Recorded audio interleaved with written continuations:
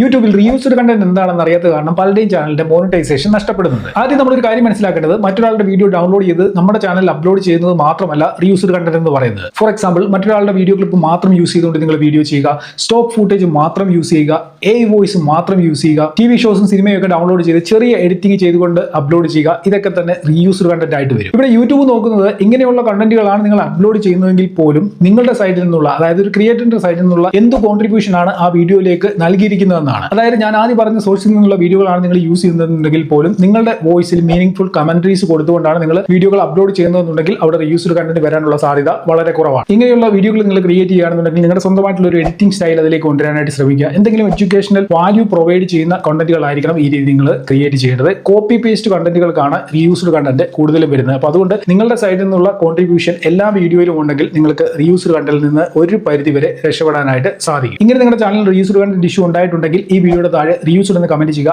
അടുത്ത വീഡിയോയിൽ എങ്ങനെ അപ്പീൽ ചെയ്തുകൊണ്ട് ഈ ഒരു ഇഷ്യൂ ഫിക്സ് ചെയ്യാവുന്ന കാര്യം സ്റ്റെപ്പ് ബൈ സ്റ്റെപ്പ് ആയിട്ട് പറഞ്ഞു തരാം. അപ്പം ചാനൽ സബ്സ്ക്രൈബ് ചെയ്ത് വെക്കാൻ മറക്കണ്ട.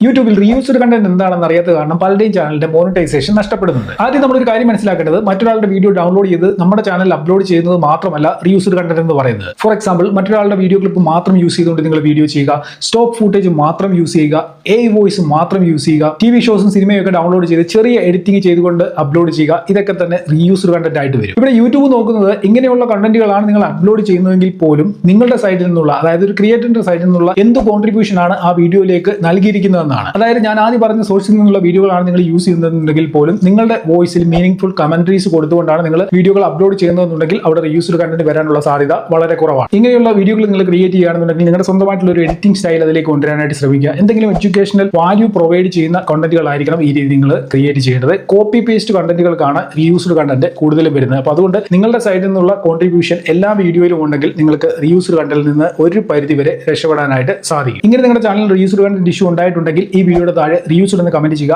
അടുത്ത വീഡിയോയിൽ എങ്ങനെ അപ്പീൽ ചെയ്തുകൊണ്ട് ഈ ഒരു ഇഷ്യൂ ഫിക്സ് ചെയ്യാവുന്ന കാര്യം സ്റ്റെപ്പ് ബൈ സ്റ്റെപ്പ് ആയിട്ട് പറഞ്ഞു തരാം. അപ്പം ചാനൽ സബ്സ്ക്രൈബ് ചെയ്ത് വെക്കാൻ മറക്കണ്ട.